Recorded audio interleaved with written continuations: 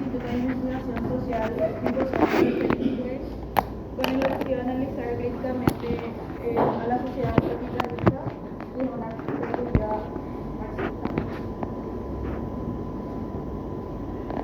La escuela de Frankfurt principalmente en los primeros años se basaban en el marxismo puro, que analizaba principalmente la economía social, la relación de producción y las desigualdades que generaba el capitalismo. Pero después se fueron dando cuenta que no se cumplían las teorías de los escritos de Marx y comenzaron a replantearse los pensadores y decidieron replantear el marxismo, no abandonándolo, sino seguir con el marxismo, pero adaptar a la nueva época. Y eso influenció también a la creación de la escuela de Frankfurt.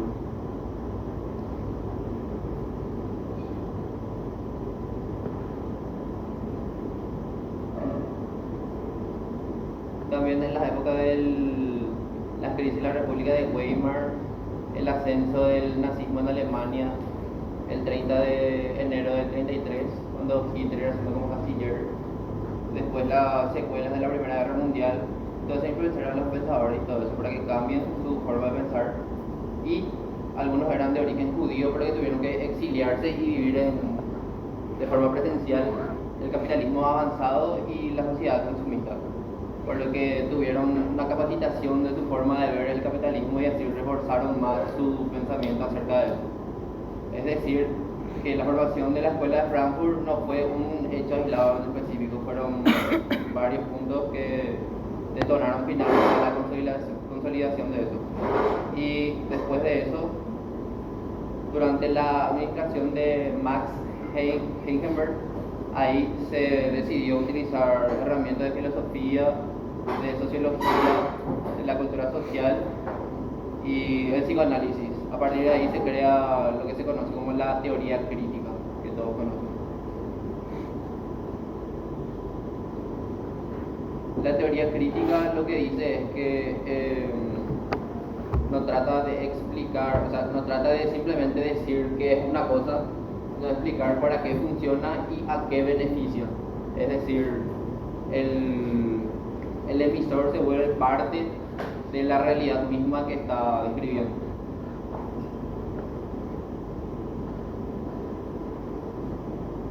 Y la interdisciplinaridad, que es básicamente la amalgama de todas las raíces que implica, es decir, que no se basa solamente en el análisis económico.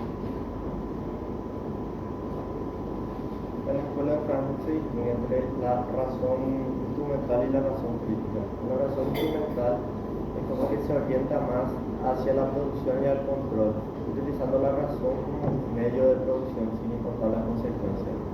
Básicamente se espera que no importa si algo funciona o no, sino que cómo se hace prácticamente. En cambio, la razón crítica se cuestiona y se analiza la razón. No importa cómo se hace algo, sino para qué funciona y en cómo funciona. Esto es algo que se analizaba mucho en la escuela de Frankfurt. Se decía que la sociedad moderna estaba dominada por la razón instrumental y que esto desenvolvía nuevas formas de control social.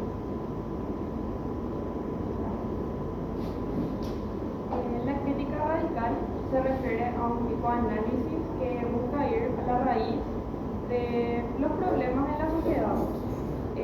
Habla sobre que la sociedad no era neutral, sino que tenía ciertas estructuras, ya sea política, económica, social, cultural, y que todas estas estructuras influenciaban a las personas, como que moldeaban y le dominaban. No solo criticaba a la sociedad en aspectos superficiales, sino que la estructura buscaba que las personas se den cuenta de que con todas estas estructuras que había estaban siendo moldeados, que le influenciaban su forma de pensar, su forma de actuar, la cultura con las costumbres, le influenciaban en muchas cosas. Entonces buscaba ese cambio, buscaba un cambio y que la gente se dé cuenta de lo que estaba pasando. Es decir, dar conciencia a lo que el profe estaba mencionando anteriormente. ¿Y por qué hacemos algo así de forma automatizada? ¿Por qué se implementa así, se impone mediante el marketing? Ellos tomaban como que eso era normal, entonces no se ponían a pensar si era algo que estaba bien y si le están influyendo a ellos, entonces no trataban de cambiar esa estructura. Entre los representantes más destacados se destacan Walter Conrad, Theodore Adorno y Walter Lippmann. Estos desarrollaron su trabajo en un instituto histórico marcado por profundas crisis sociales, el auge del totalitarismo y la expansión del capitalismo industrial avanzado. También, y la expansión del capitalismo que en un contexto histórico ellos se basaron se desarrollaron sus trabajos en el contexto histórico del auge del totalitarismo, la expansión del capitalismo industrial avanzado y las profundas crisis sociales que habían seguido. Con respecto a Margaret Oppenheimer, su aporte resulta clave para la definición de la teoría crítica como una forma de pensamiento que no busca únicamente describir la realidad, sino cuestionarla, introduciendo la idea de que el conocimiento no es neutral, sino históricamente condicionado. Con respecto a Theodore Adorno, desarrolla análisis crítico de la estructura en la sociedad contemporánea y cómo las normas culturales pueden producir una estructura de dominación. Y Walter Lippmann se centra en la historia de la cultura y cómo las condiciones sociales influyen en la percepción de la realidad y permite comprender la relación entre cultura, poder y transformación histórica. En conjunto, estos autores consolidan un pensamiento común caracterizado por una crítica profunda a la humanidad y la búsqueda de una comprensión de la forma de dominación presente en la sociedad.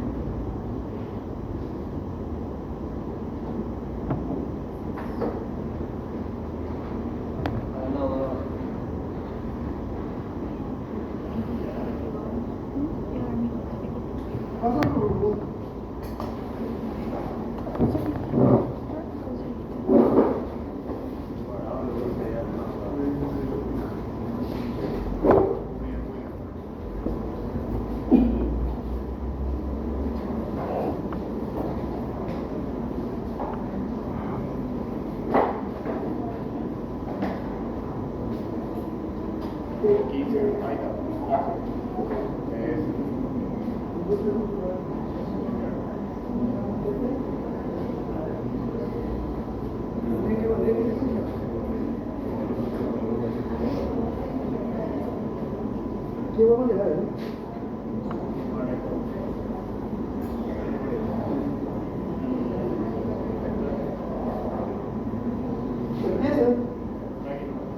¿Qué tal? Le vamos a presentar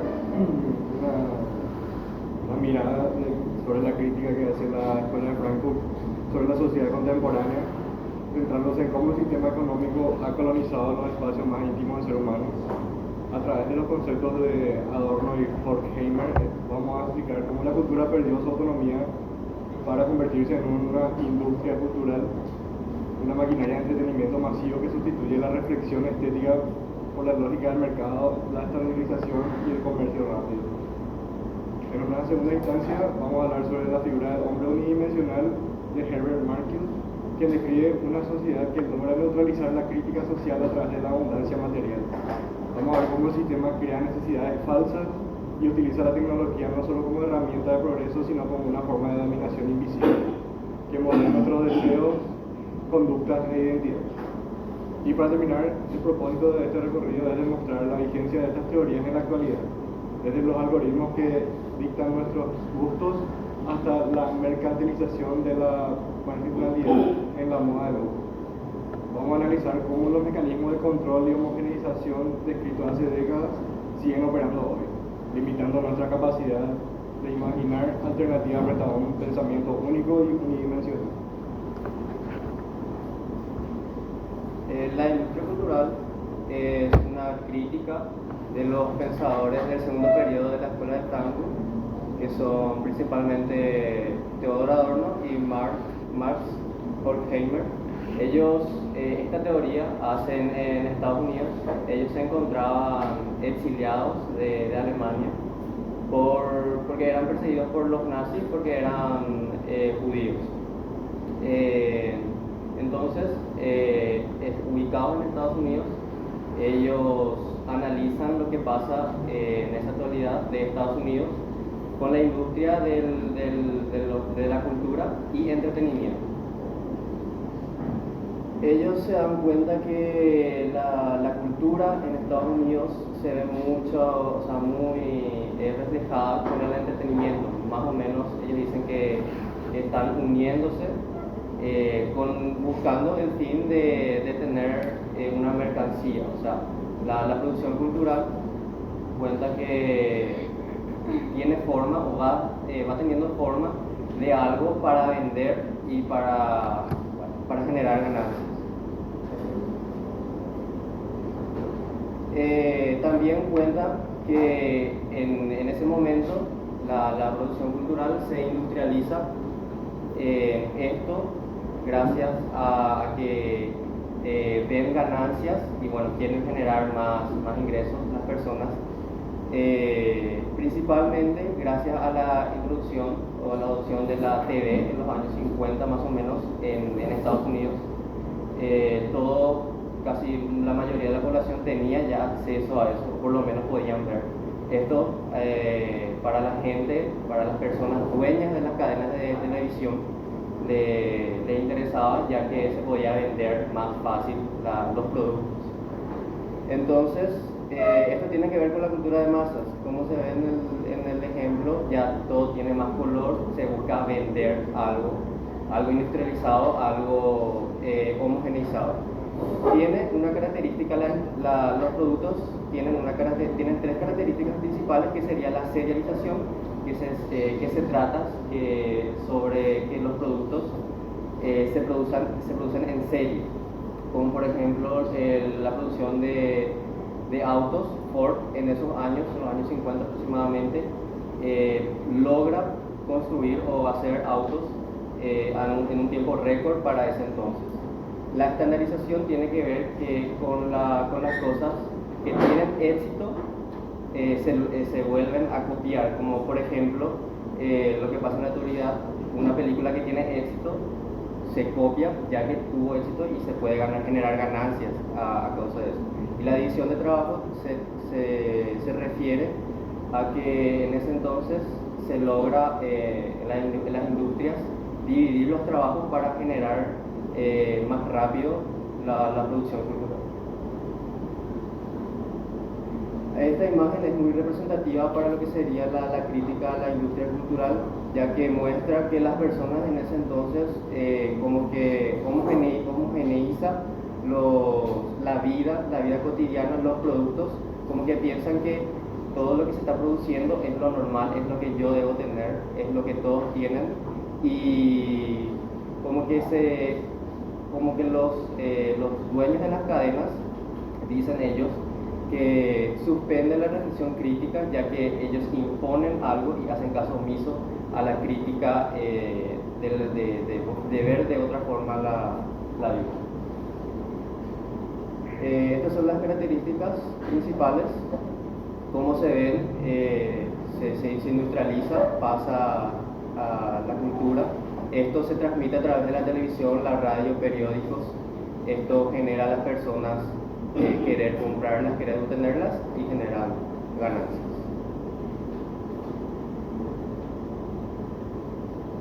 Y para hablar del hombre unidimensional, primero tenemos que conocer a este filósofo Herbert Marcuse, que es del primer periodo de la Escuela de Frankfurt, y él analizó,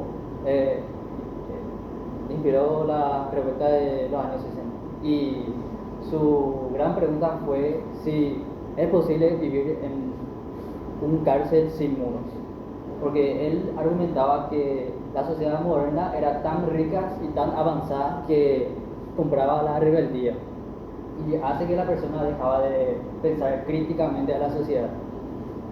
Y en el contexto de la guerra, de la posguerra y la Guerra Fría, analizó que la sociedad industrial avanzada, tanto capitalista como socialista, pudo integrar y neutralizar eso descontento social, y mediante abundancia de materiales, la técnica y la administración de la vida cotidiana. Y una de las principales críticas fue las necesidades falsas, que no solo no solo satisface las necesidades reales, sino que es producido por una necesidad artificial producida por intereses externos, que en su época, que ese deseo es eligido por libertades propias, pero sin embargo es todo moldeados. Por ejemplo, en su época tenía así, en la publicidad se hacía como tener una buena vida, requiere aparatos como lavadero, cocina eléctrica, radio, etc. Entonces ata con el símbolo de éxito, de felicidad familiar, de un modo de vida moderna, y pasa básicamente como hoy en día con la muñeca de la Bubu, que es totalmente no sé si es necesario, pero básicamente todo el mundo compra porque piensa que para estar al día. Y el segundo punto crítico es el cierre del universo político, que esto significa que la política deja de tratar de cambiar el sistema, solo se intentaban arreglar un poco para mejorar los sueldos, organizar mejor las cosas, pero sin cambiar en lo fundamental. O sea que en lugar de discutir qué tipo de sociedad queremos, en qué sociedad pretendemos lograr.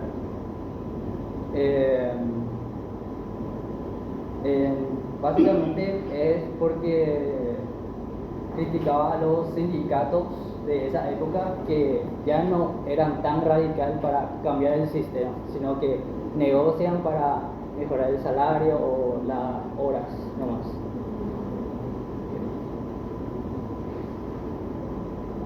La otra crítica es la desubicación represiva, que él decía que no hace falta prohibir todas las cosas para controlar a las personas, sino deja que haya ciertas libertades, como consumir productos o especialmente cultura del terreno sexual, pero de manera controlada. Y eso no libera realmente al individuo, sino que le integra el impulso dentro del sistema. Que por ejemplo la publicidad de cigarrillo para mujeres independientes, por ejemplo, que antes se veía mal visto fumar una mujer, pero ahora se convierte en una libertad femenina, pero en realidad es una estrategia de marketing para vender más cigarrillos. Y por ejemplo también está el oversize, el estilo de oversize, vestir así con ropa de talla grande, que antes era una realidad social porque los niños de escasos recursos tenían que heredar la ropa de su hermano mayor, entonces tienen así ropa más grandes. Y ¿cómo llaman lo que está en moda ahora en moda? Reutilizar la ropa que tuvo un comercio ya ahora. Segunda mano. Ropa usada, ¿cómo llaman? Segunda mano. Sí, pero en inglés tiene una definición. No sé cómo llaman. Tiene un nombre tipo reciclaje de ropa, una cosa así. La onda. es como Valencia vende así ropa rota a miles de dólares.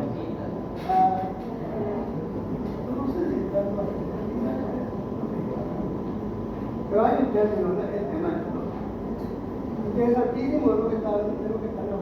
Y de lo que están hablando es algo que para nosotros tiene que llamarnos la reflexión. Porque hasta nosotros gozamos de una libertad aparente. Es cierto esa libertad cuando tenemos los mismos deseos, las mismas pretensiones, los mismos objetivos, los mismos candidatos, los mismos grupos, la misma música. Hay libertad. ¿Sí o no?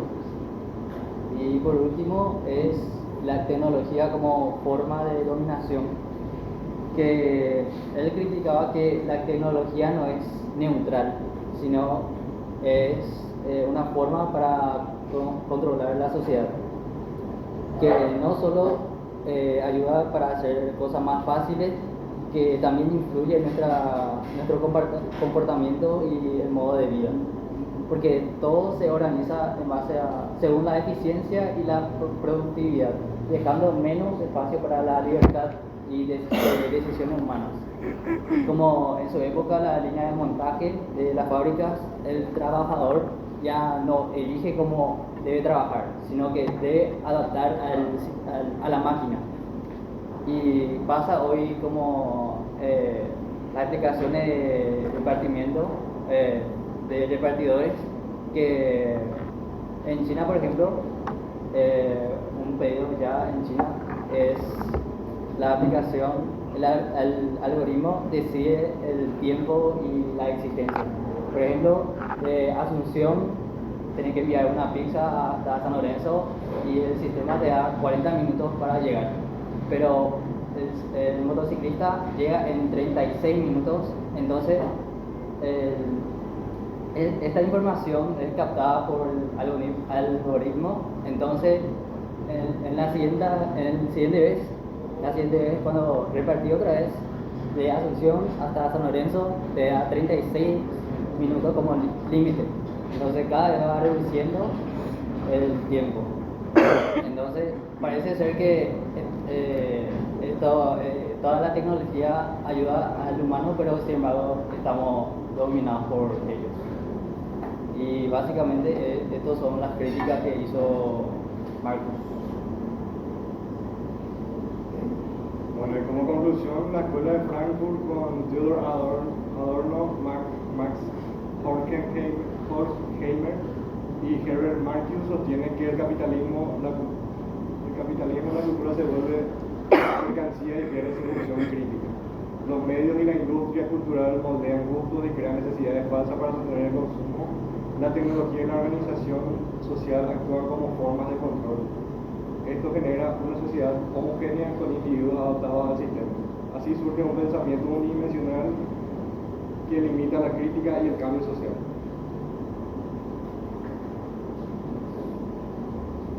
¿Ya está? Siguiente. Perfecto.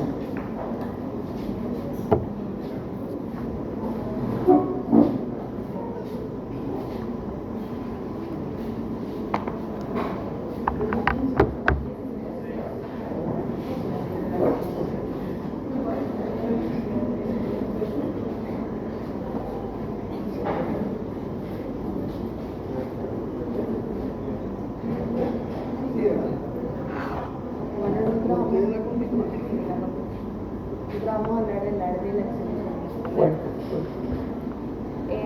Para la escuela de Frankfurt, el arte no debía ser meramente decorativo o subordinarse al entretenimiento, sino que tenía que cuestionar la realidad, la sociedad, los conflictos, las desigualdades, etc. El valor del arte no residía meramente en lo estético, sino que debía interpelar al espectador. Así como estaban diciendo los compañeros, según un pensador de la escuela de Frankfurt, Theodor Adorno, existía algo que se llamaba la industria cultural, que sostenía que ante este consumo masivo del arte, el arte podía perder la capacidad de pensamiento crítico. O sea, se convertía más en algo para entretenimiento, para el consumo masivo, y perdía esa capacidad de interpelar al espectador. Y también el arte, según la Escuela de Frankfurt, era una herramienta para entender la complejidad de la sociedad.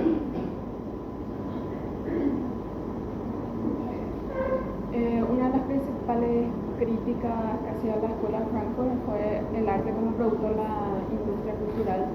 Hablaba de cómo en una sociedad capitalista la cultura deja de ser libre y se convierte en un producto. Los autores Theodor Adorno y Max Horkheimer explican que el arte empieza a funcionar como una mercancía más que es producida en serie y pensada para el consumo masivo, puramente para el entretenimiento, y eso hace que el individuo a la larga pierda su sentido de pensamiento crítico. Esta industrialización del arte genera una cultura repetitiva que no busca pensar al espectador, sino que más que nada entretener, y esto genera un espectador pasivo que no cuestiona el arte. A partir de esto, Herbert Marcuse desarrolla la idea de hombre unidimensional, que sería un individuo que pierde esta capacidad de pensamiento crítico y que simplemente sus pensamientos y sus necesidades están cubiertos por un sistema, y que básicamente ya esta persona no necesita o no siente la necesidad de cuestionar las cosas. En este contexto también el arte corre un riesgo de caer en ese mecanismo. Frente a esto, Adorno propone la idea de que el arte es algo que ayuda a cuestionarnos y a expresar cosas que muchas veces no,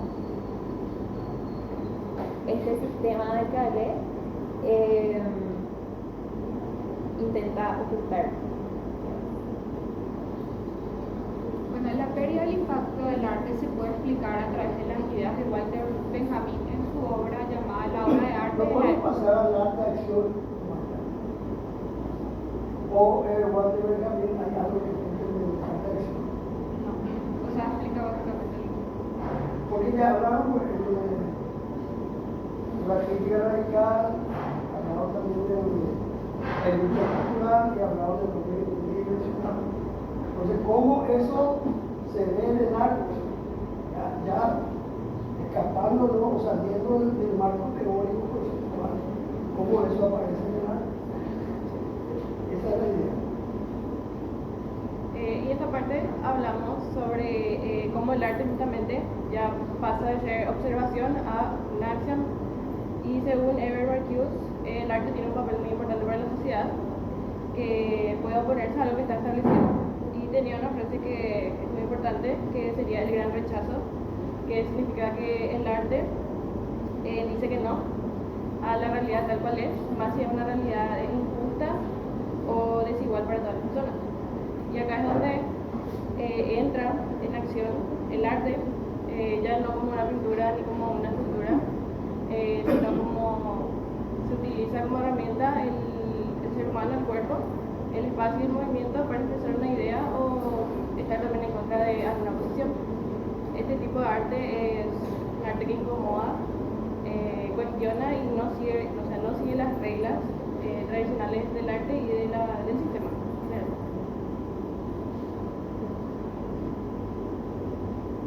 Continuando un poco como estuvo hablando la compañera, en la actualidad sabemos que el arte ha dejado de ser únicamente un objeto de contemplación para convertirse en una forma de acción. Esto implica que el arte no solo representa la realidad, sino que interviene directamente en ella. O sea, dejamos solamente de mirar arte, sino que nosotros ser parte también, y que todo el cuerpo también pueda expresar algo y así comunicar también, generando un impacto social, político y cultural. Tradicionalmente el arte se entendía como una obra cerrada, y ahora vemos que es también una forma de expresión, y eso se da a lo largo de todo este paso del tiempo, que se caracteriza por generar un impacto en la realidad y no se limita a comunicar solamente un mensaje. El arte se configura como una forma de acción que interviene en múltiples dimensiones de la realidad. El arte en la actualidad no solo busca ser observado, sino generar un impacto, y su valor radica en la capacidad de activar el pensamiento crítico y que realmente se pueda generar un cambio con el arte, de contribuir a la transformación social. Y en este sentido el arte no solo representa al mundo, sino que también actúa sobre él.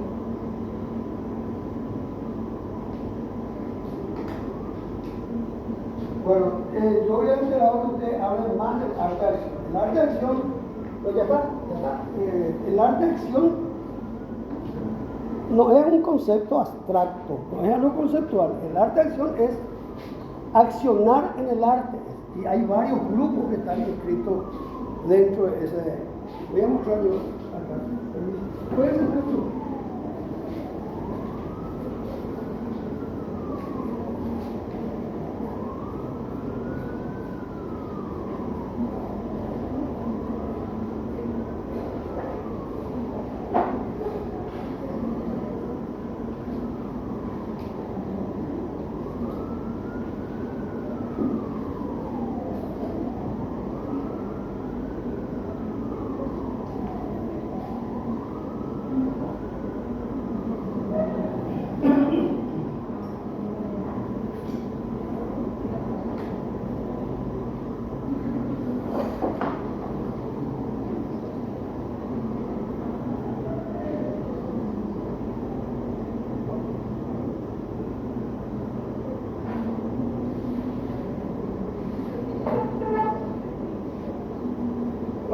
Cuando hablamos de arte de acción, sobre todo estamos hablando,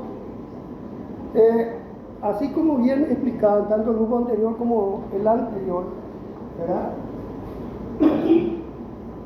Se produce la Escuela de Frankfurt realiza una teoría crítica y después de eso una crítica radical a la sociedad moderna. Teoría crítica en el sentido de que la Escuela de Frankfurt decía no basta con pensar en lo que está pasando, sino hay que transformar lo que está pasando, ¿verdad? Y entonces hace una crítica de la sociedad, de la sociedad moderna, que básicamente se centra en el tema de la producción industrial y el consumismo. Y ese consumismo, como bien explicaron, genera de que todos estemos de acuerdo en conceptos y que realmente guapú estamos como guapú que somos libres, pero realmente somos coincidimos en todo, coincidimos en nuestra forma de vestir, coincidimos en nuestros gustos, coincidimos en nuestra experiencia política, en nuestra expectativa de vida, coincidimos en todo. Y no es que nos pusimos de acuerdo para coincidir en todo, sino que lo que dice la Escuela de Frankfurt, básicamente hay alguien que está manejando los resortes para que nosotros coincidamos en todo. Y esos resortes es el capitalismo, eso que maneja el resorte es el capitalismo. Pero no es que el marxismo queda tampoco queda fuera de esa crítica. El marxismo también, con otros métodos, lo que hace es generar una cultura de masa. Y con otros métodos que ahí ya sin libertad, ¿verdad? Sino por imposición. Pero, en definitiva, lo que se reprime, de alguna u otra manera, con libertad o con represión física, lo que se reprime es el individualismo, la capacidad crítica, la posibilidad de querer otras cosas. Nosotros hoy mismo en sociedad formamos parte de esa situación. Y aunque parezca que no tenemos,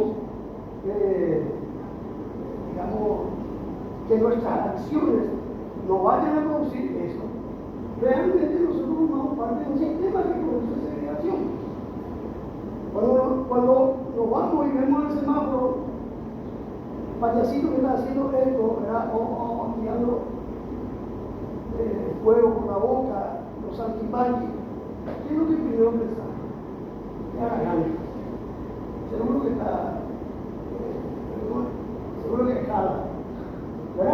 primero que pensar.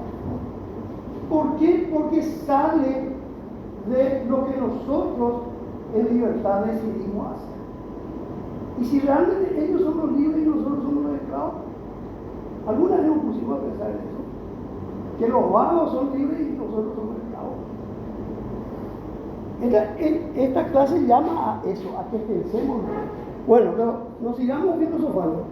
El arte de acción lo que trata es de, ante ese convencimiento, ante esa realidad descrita por la escuela de campo, lo que trata es decir, bueno, vamos a recuperar la capacidad del arte, el concepto del arte. Vamos a dejar de lado de que el arte sea mercancía. ¿Y cuál es el sostén del arte? ¿Qué es lo que le sostiene? ¿Ustedes qué piensan? ¿Cuál es la función del arte?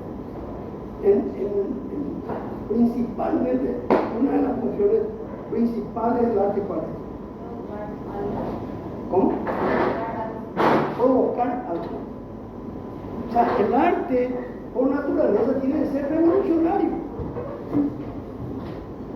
Y ahí es que, y me voy a salir, me gusta salirme, pero ahí es lo que tenemos que ponernos a pensar un poco, ¿verdad? La sociedad es por naturaleza conservadora, ¿verdad? Entonces, cuando viene un tipo que provoca algo, que te escupe en la cara como sociedad, vos no le apoyás a ese tipo. Es un revoltoso, un revolucionario, es un transgresor. Recién 20, 30 años después de aceptar. Eso ocurrió con todos los artistas, con Picasso, con Van Gogh. Van Gogh murió en la miseria. En la miseria murió Van Gogh, ¿verdad? Por eso cuando el artista, y ahí es lo que me voy a hablar, el artista cuando es muy reconocido en su tiempo, en su sociedad, en realidad a mí me da más que pensar, ¿verdad? Porque yo parto de la base de que pocos le van a reconocer a ese artista, pocos le van a aceptar si su labor realmente sea una labor revolucionaria. Si se le está aceptando demasiado es porque no es revolucionario. Cuando Solano empezó a hacer su obra, ¿verdad? Nadie, todo el mundo le criticaba, le sigue criticando mucha gente, y unos pocos nomás le decían meterle. ¿Por qué? Porque ese es el revolucionario, el que es aceptado por la sociedad, que ahí hay que poner un es igual. El que es aceptado por el mercado en realidad es un mercantilista. El que tiene éxito en la sociedad de consumo es un mercantilista. ¿Ok? No hago juicio de valor, no está mal, cada uno elige el camino que quiere. Pero si vos querés hacer algo revolucionario, revoltoso, algo que increpe a la sociedad, tenés que estar dispuesto a sufrir hambre. Entonces esa es una lección particular, una lección, y no hay juicio de valor sobre eso. Te van a criticar, vago, ¿por qué no hacer lo que todos hacen? ¿Verdad? ¿Por qué rechazar? Te van a criticar. Pero eso, bueno, volviendo, encauzando a la atención. Entonces ellos plantean cómo salimos de este consumismo, cómo salimos de esta masificación, cómo salimos de el arte instrumentalizado para producir mercancía que se pueda que se reproduzca, que se venda. Entonces plantean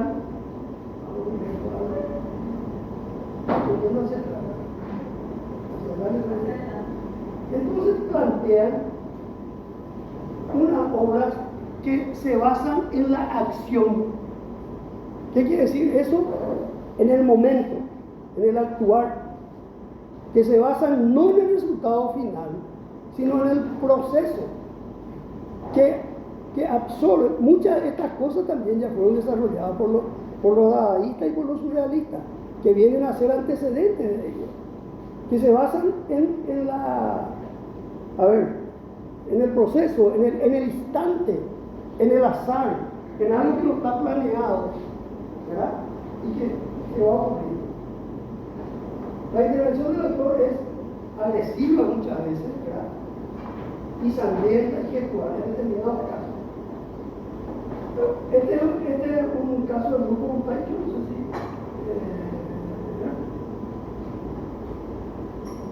Por otro lado, cambian el foco en cuanto a la tela, el espacio en donde se pinta, ya no viene a ser el donde se va a representar lo que ellos el arte que ellos están creando, sino va a ser como un escenario donde se va a realizar lo que ellos están haciendo. Pero la pintura como resultado final no es importante, sino lo que es importante es la forma en que van a hacer la acción de realizar. Hay varios grupos. Uno de ellos es el grupo Cobra, vamos a irlo rápido, ¿verdad? Que es Copenhague, Bruselas, Ámsterdam, de 3 ciudades, pero después se acoplaron otras. En un tiempo muy corto, 1948-1851, son 3 años.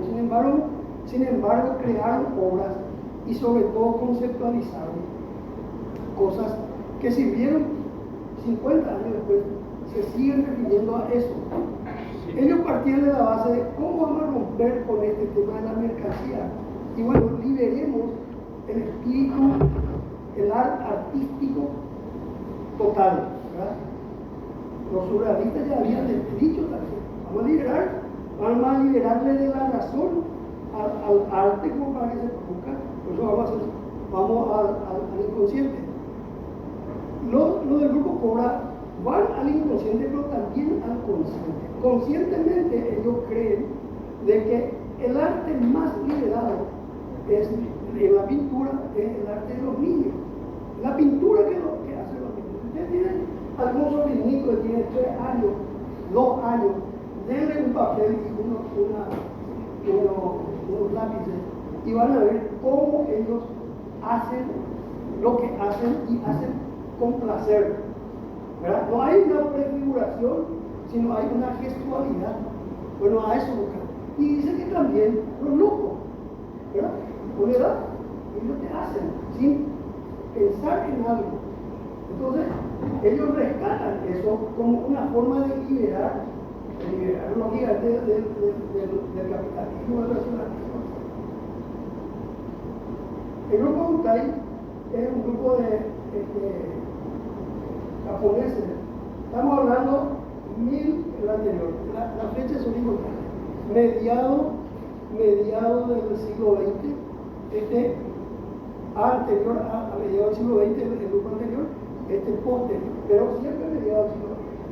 Y esto plantea que además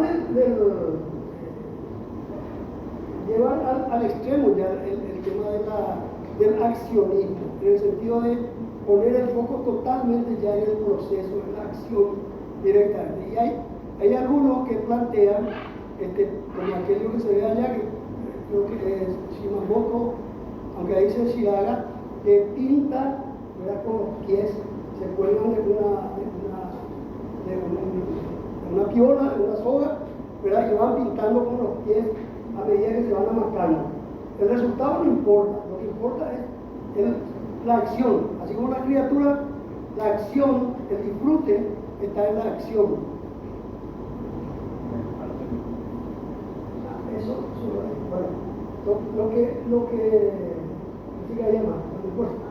bueno, lo que sí es importante decir de que la gente del grupo Butai revoluciona no solamente el tema del objetivo de la razón o del motivo, de la motivación para pintar, sino además el sitio donde se va a pintar. O sea, el lienzo que se va a pintar ya no necesariamente es un lienzo, puede ser el piso, puede ser una pared, etcétera, ¿verdad? Y las herramientas con las que van a pintar, ya no es la paleta de colores con los pinceles, o no sé si es la aerógrafo sino son herramientas que ellos van inventando. Nosotros habíamos visto un video en donde, por ejemplo, con unos mazos de paja, ¿verdad? Otros pintan con unos suecos, ¿verdad? Con el zapato, etc. También la acción varía. Hay acciones que parecen que coinciden un poco con Jackson Pollock, ¿verdad? Que el famoso El Degoteo. Hay una película, ¿verdad? Pollock, muy linda, que pintaba con ¿cómo se llama el degoteo en inglés? Roping, ¿verdad? Que goteaba pintura y hacían los cuadros de la Gran Siete. Bueno, ellos lo que hacían es metían en una botellita la pintura y rompían. Esa es una opción. Otra opción es que en unos paneles, poner unos paneles de una mampara de papel, muy propio de la cultura oriental, de la cultura japonesa en este caso, y la acción de romper, eso de cruzar, rompiendo. Otros, un poquito relacionado también con la evolución de la técnica, de la tecnología y el antecedente de la bomba de Hiroshima, crean una máquina de humo que va tirando humo. Otra crea unos trajes de luces con las bombillas incandescentes, y con los fluorescentes, ¿verdad? Y el arte consiste en el colorido que eso genera en una habitación oscura y que ella se vaya moviendo. Por supuesto es hiper peligroso porque está todo electrificado. Si ustedes se ponen a pensar en todas estas cuestiones que yo estoy mencionando, creo que se puede buscar en YouTube o en imágenes, ¿verdad? Si ustedes se ponen a pensar, 70 años después, todas estas acciones fueron absorbidas por el marketing, ¿verdad? Por el marketing. O sea, ¿y el marketing qué es? No es otra cosa que la herramienta de domesticación del capitalismo. Entonces, hoy vos ves algo que era revolucionario hace 70 años, creo que hoy cumple una función de carácter más bien relacionado al consumismo. Por ejemplo, todo lo que sea láser, ¿verdad? En fin, el body painting que también se hacía, porque esto también se pintaba en el cuerpo, la pintura con los pies, etcétera, como parte de una cultura que compartimos todos, una cultura de masa. Y hablando de eso, de la cultura de masa, ayer hubo un gran evento del arte. No sé si ustedes vieron. ¿Habrán visto? La Met Gala. ¿Qué es la Met Gala? Si ustedes se ponen a pensar, ¿qué es la Met Gala? ¿Verdad? Y todos consumimos. Eso es de lo que estamos hablando, ¿verdad? Eso es de lo que estamos hablando. Y los que transmitían eran espectaculares porque trataban de darle la vuelta a la cuestión para justificar un disparate, ¿verdad? Desde el punto de vista artístico. Y eso es lo que vivimos. Ese es el arte. Bueno, Fluxus es un grupo austriaco, ¿verdad? No, en realidad está formado por varias, y ellos ponían énfasis en la cotidianidad del arte.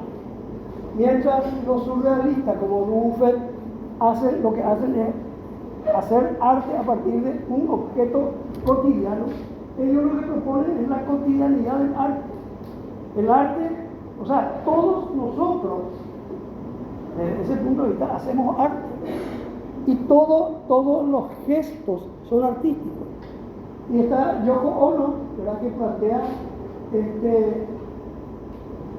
la participación de la gente a partir de que actúe sobre su cuerpo, en realidad en este caso sobre su vestido, cortando, etcétera, etcétera. Entre paréntesis, los Beatles y Rolling Stones, ¿verdad? Cuando surgen de manera absolutamente revolucionaria. ¿Sí? Son absolutamente revolucionarios. Y son también, sobre todo los Rolling, ¿verdad? Están puestos en contra del consumismo, de la masificación, etcétera, etcétera. Por supuesto, la máquina después le absorbe y le vuelve a ellos los principales elementos para el consumismo. Marilyn Manson, cuando hace el animalismo, y no sé quién era, Jethro Tull, creo que rompía la guitarra, Jethro Tull, sí, rompía la guitarra, etc. No era otra cosa que referirse a esto, a esta etapa del arte.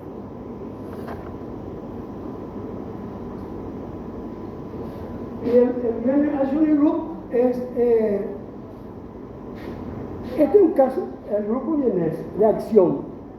Este es un caso interesante, porque es lo que yo les decía anteriormente, en cuanto a que el verdadero artista es aquel que te escupe en la cara, que escupe a la sociedad, que dice están haciendo mal. El accionismo vienés, ¿verdad? Los artistas del accionismo, eran 3, no más, fueron procesados judicialmente, fueron a la cárcel también. ¿Por qué? Porque ellos hacían barbaridades, protestando justamente por el mercantilismo del arte. Lo que ellos atacaban directamente al gusto. O sea, imagínense de que uno de ellos, por ejemplo, se embadurnaba el cuerpo con yeso y empezaba a cortarse, ¿verdad? A cortarse. Otro, y todo sobre un charco de pintura que simulaba sangre. Otros con cagada, con excremento. Entonces, ¿a dónde es lo que querían llegar? Querían llegar al punto de decir, estamos nosotros reproduciendo cosas que ya no nos representan. Lo que nos representa es lo íntimo, lo propio, nuestro cuerpo, eso es nuestro. El resto está todo domesticado. ¿Seguimos? Alicia. Lo que es interesante de esa obra es que ven una mancha roja y tuvimos que es sangre, ¿verdad? Pero lo que este grupo en esta exposición lo que quería contar básicamente era, imagínense las cosas horrendas que tuvimos que hacer para obtener esta pintura. O sea, ese es el valor de esa pintura. No es otra vez, era como decía el profe, la acción que generó esa pintura es lo que debería causarnos algo, exaltarnos, darnos asco o responder de una manera visceral, ¿sí? a lo que sea que estamos viendo. Entonces no es solamente la mancha roja así, sino fíjate todo lo que se tuvo que hacer para obtener esa mancha. Y si ya te decías muy bien qué fue, entonces va que tus peores pesadillas se manifiesten en obras como esta.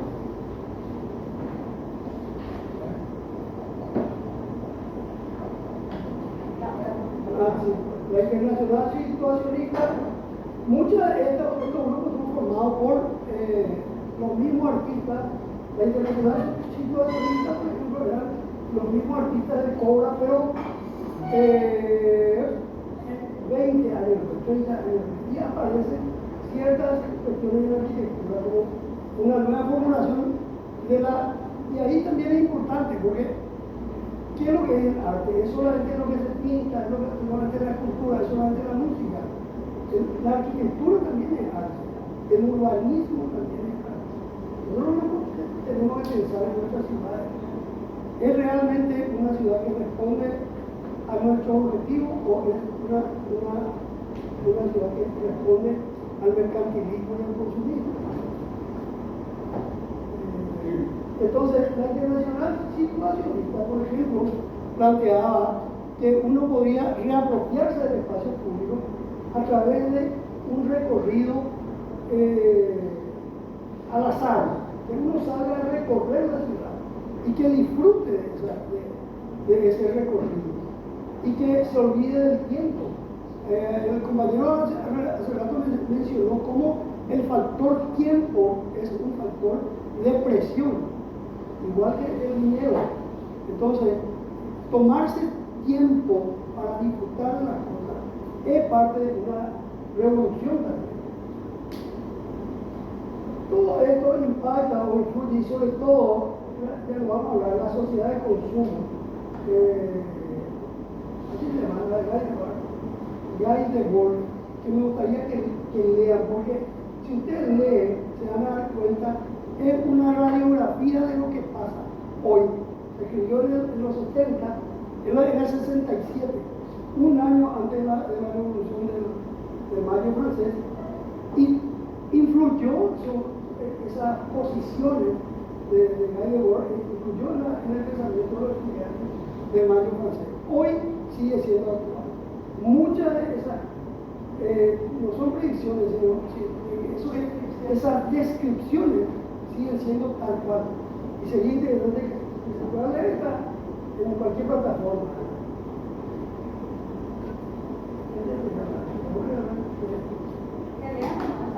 Bueno, vean, esto es más relacionado al urbanismo y a la arquitectura.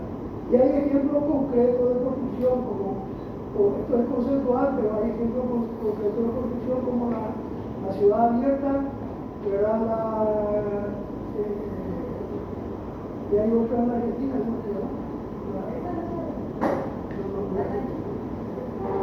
Y estos que ya son apocalípticos, ¿verdad? A partir de las guerras de la década de los 90 plantea reconstruir, pero no tapando la destrucción, sino al contrario, haciendo más evidente como una forma de apropiarse de la historia. Exacto, una forma de no olvidarse de la producción de la gente.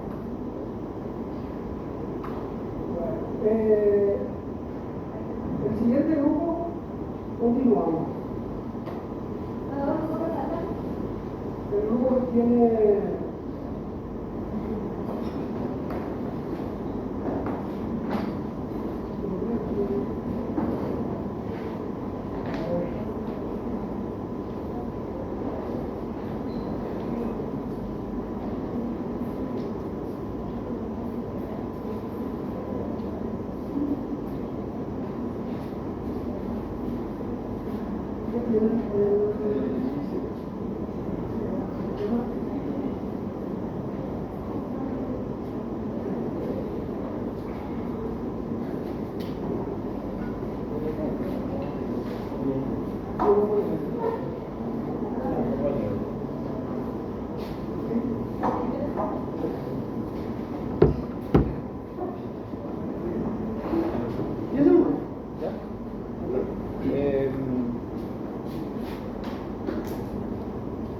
el análisis de la arquitectura no solo se basa en la observación de obras construidas o edificios construidos, sino también de entender la idea, de comprender la idea con la que se origina esa obra. Por ello es interesante realizar un paralelismo según la lingüística de Ferdinand de Saussure, ya que es quien establece una diferencia entre el habla y la lengua. Saussure distingue entre lengua, que es un sistema abstracto, algo compartido socialmente, y el habla, que sería la concretización de forma real de algo. Por ejemplo, un ejemplo sería la lengua española, que tiene su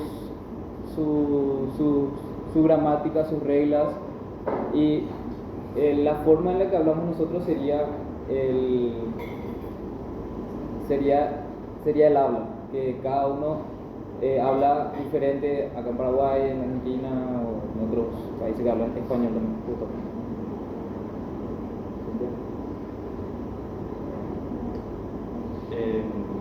¿Qué es el tipo? Surgen a través de necesidades humanas recurrentes, como habitar, trabajar, reunirse o celebrar.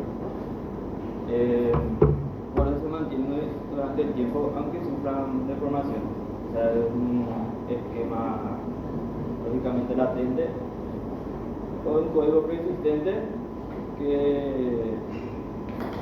en la memoria colectiva, que permite que una obra sea legible. Como por ejemplo, la vivienda unifamiliar, casa patio o la iglesia. En cuanto a lo que es el modelo, tiene sus características, pero su concepto es, como le dije anteriormente, es la materialización concreta del tipo. O sea, del tipo nacen varios modelos, justamente. Por ejemplo, conocemos al hablar de una vivienda unifamiliar, se pueden diseñar o se pueden crear diferentes tipos de viviendas unifamiliares con ciertos diseños, cierto uso de materiales y cierto estilo de acuerdo, depende del arquitecto. Y es el resultado final, digamos, del tipo. En cuanto a la relación que tienen el tipo y el modelo, es fundamental para comprender el proceso arquitectónico. El tipo actúa como una base conceptual, mientras que el modelo es su expresión material. Esta relación implica que un mismo tipo puede generar infinitos modelos. Cada modelo se interpreta de manera diferente y el tipo aporta continuidad, mientras que el modelo introduce variación. El ejemplo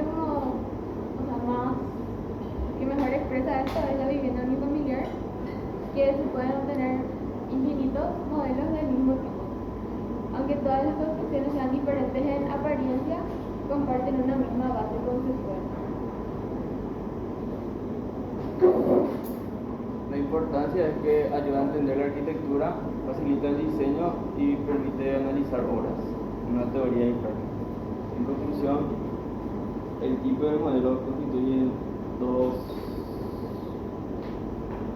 niveles fundamentales en la arquitectura. O sea, el tipo como la idea abstracta y repetitiva, y el modelo como una materialización concreta y única.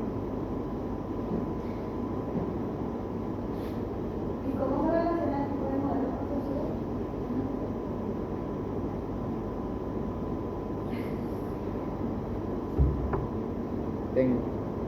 ¿Cómo se relaciona bien el lenguaje? Hablaron de habla y De lengua. de lengua, ¿ok? Sí. ¿La lengua qué era? La lengua es el resultado final, digamos, del ¿Y el habla era? el tipo, digamos, el tipo siempre es la idea. A ver, hablaron de que la lengua era el español y el habla era la formación del español de acuerdo a cómo hablamos, Claro. ¿verdad? Entonces, el tipo está relacionado con el habla o con la lengua. Porque es colectivo y el modelo además es único. El modelo es el monico. El tipo es la lengua. Sí. Todos compartimos. El modelo es lo particular que cada uno hace. ¿Verdad? Incluso existe, el tipo existe, aunque yo sea ciego, existe. Y alguien me puede decir, voy a hacer una vivienda tipo familiar. Y yo voy a entender esa vivienda tipo familiar. Porque a lo mejor estoy impedido de hacer ese modelo. ¿Entiendes?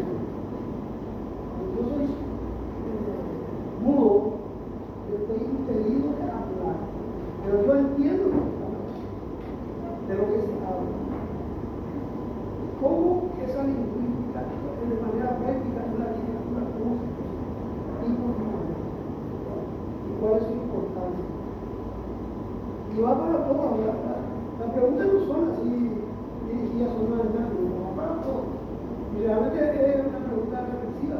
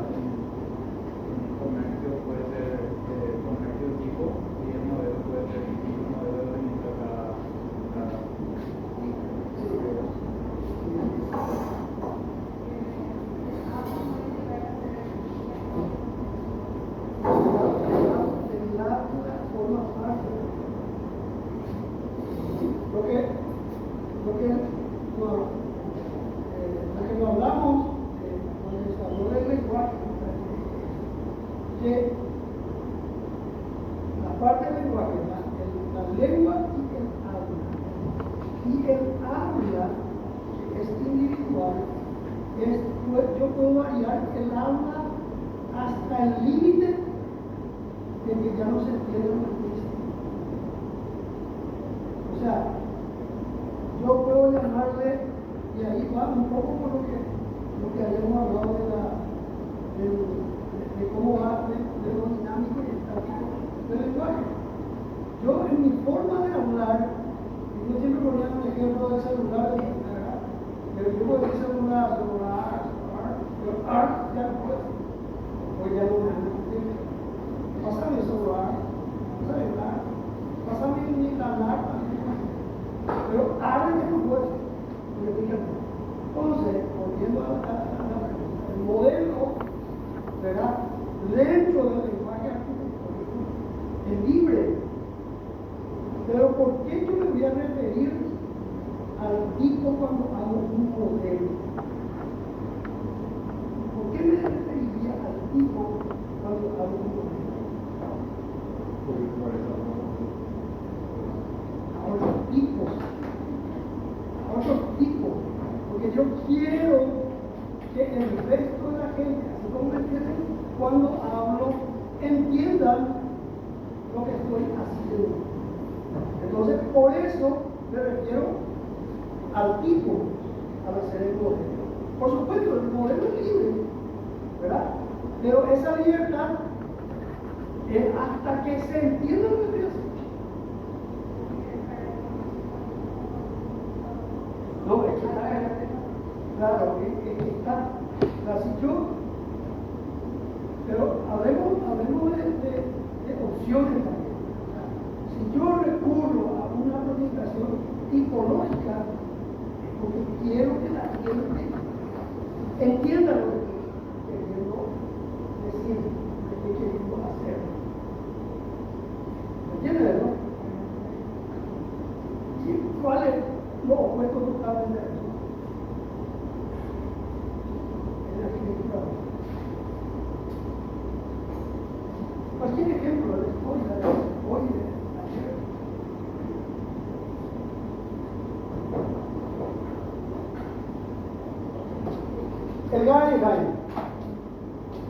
El GAE, ¿a qué tipo responde?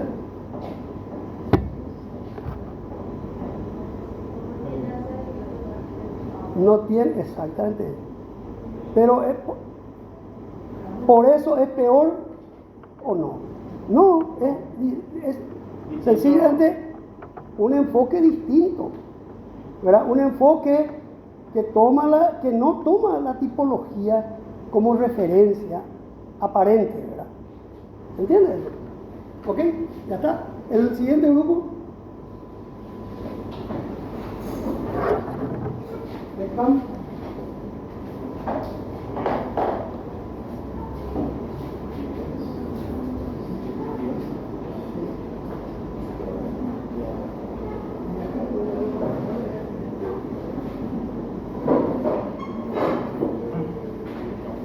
Ya, empiezan.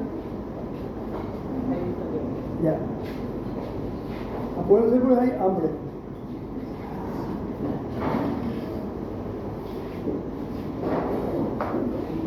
Alicia?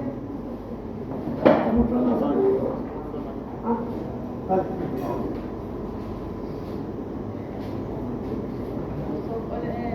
Buenos días, somos Grupo 18 y hoy la vamos a estar hablando sobre una comparación acerca de la arquitectura del racionalismo con la arquitectura de Louis Kahn.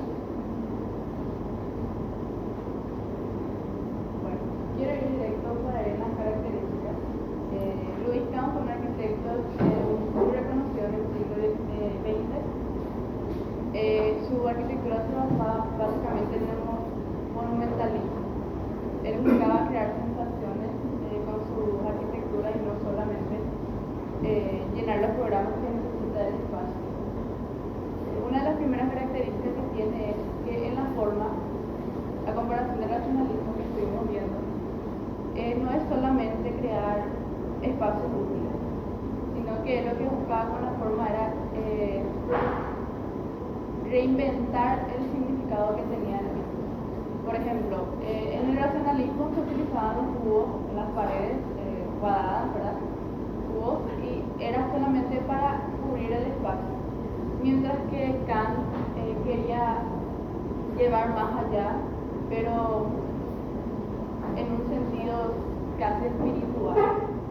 Mientras que podría ser un cerramiento que tenga una forma cuadrada o triangular o redonda.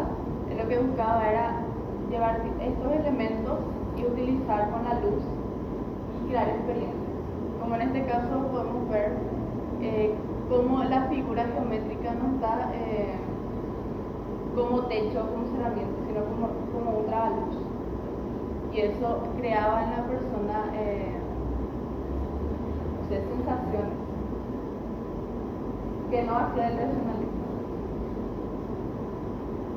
Y lo segundo que podemos ver es su significado. Mientras que el racionalismo no tenía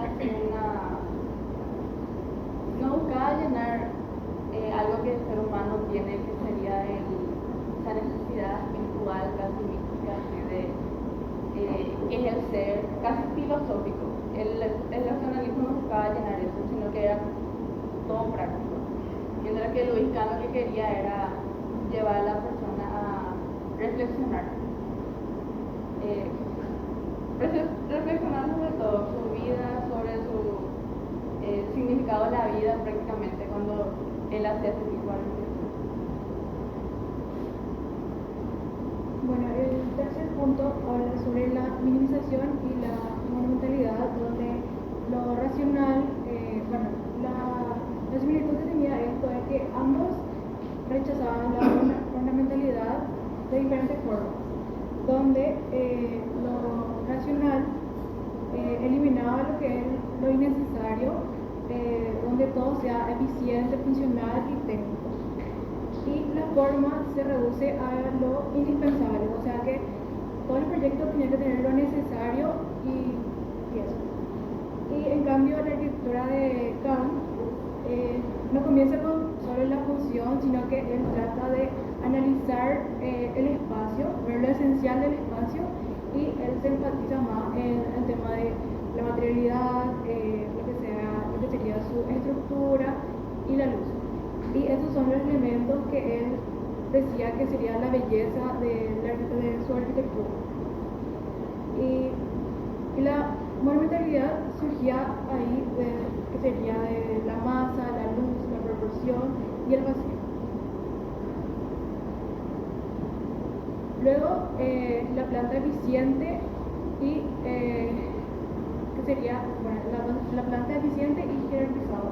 Bueno, una comparación, o sea, una similitud sería que ambos buscaban un orden, una claridad, y la diferencia sería que el racionalismo siempre da lo funcional, donde el arquitecto busca proyectar donde todo sea claro, con más claridad y que sea más económico,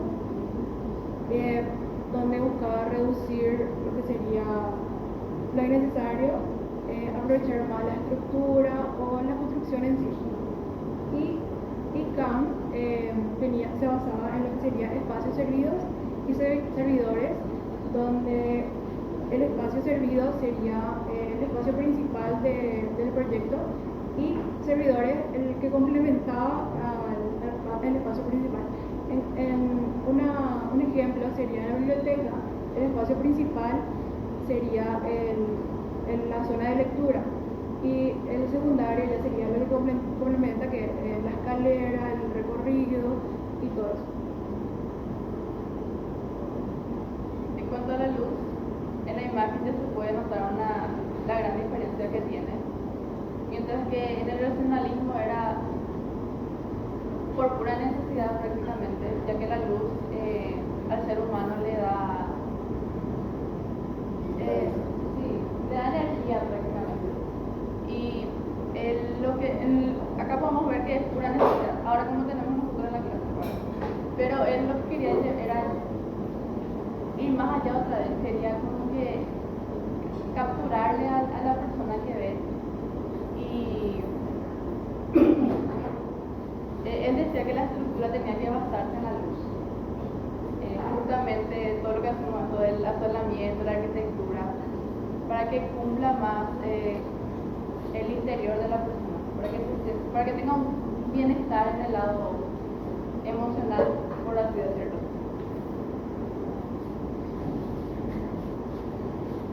El siguiente punto, el material de la arquitectura racionalista utiliza los materiales de una forma práctica y honesta, destacando el uso del vidrio, acero y hormigón por la eficacia constructiva y la relación en la industria. En cambio, para Kant, el material como era algo más expresivo, monumental, capaz de mostrar en sí su peso, su textura y la permanencia dentro del espacio arquitectónico. Una de sus frases más características era que le decía a sus alumnos: el ladrillo, le preguntaba al ladrillo, ¿qué vos querés ser? Al ladrillo le decía. Es lo que él quería ver, que no era solamente un material, sino que ese simple material podía lograr más cosas que solamente hacer un cerramiento en una casa. Ser parte también de lo que sería el paisaje como de material. Hay otra obra más adelante donde se aprecia mejor cómo el material es parte también de la arquitectura del paisaje mismo, donde vos estás en medio del edificio y de los materiales y ves cómo es parte de eso. Ahí mismo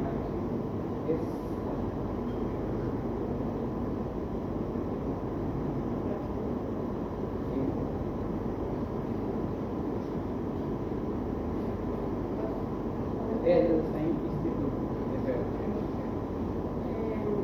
El racionalismo se basa en la repetición modular y la estandarización, generando espacios homogéneos y sin jerarquías muy marcadas. En cambio, la arquitectura de Kant utiliza geometrías primarias organizadas jerárquicamente, donde cada espacio tiene su identidad y función propia.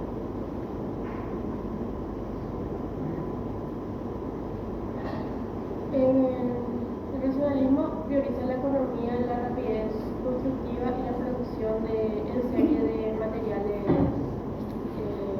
industriales. En contraparte, Kant busca la permanencia y la atemporalidad utilizando materiales nobles y una expresión más duradera y monumental. Otro punto es el usuario, de la función versus la experiencia, donde la arquitectura racionalista, representada por el Corbusier, el usuario es entendido como un ser funcional y el espacio se diseña como una máquina de habitar orientada a la eficiencia. Un ejemplo es la Ville Savoie, donde la organización responde estrictamente a las necesidades prácticas y recorridos relacionados. En cambio, en la obra de Louis Kahn, el usuario es un sujeto que experimenta y contempla el espacio. En el Saïd Institute, la arquitectura genera una experiencia sensorial y emocional a través de la luz, el vacío y la relación con el paisaje.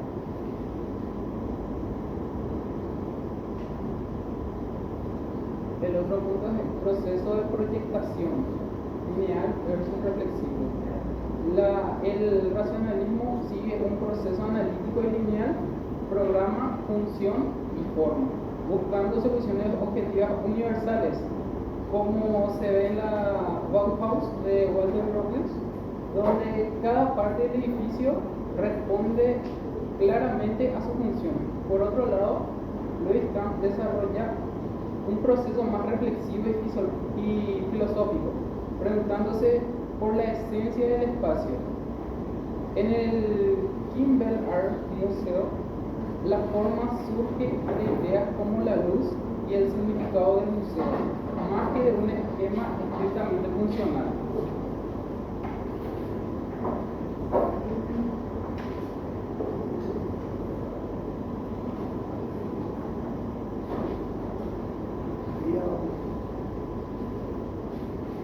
Y eso era todo. Y hasta ahí.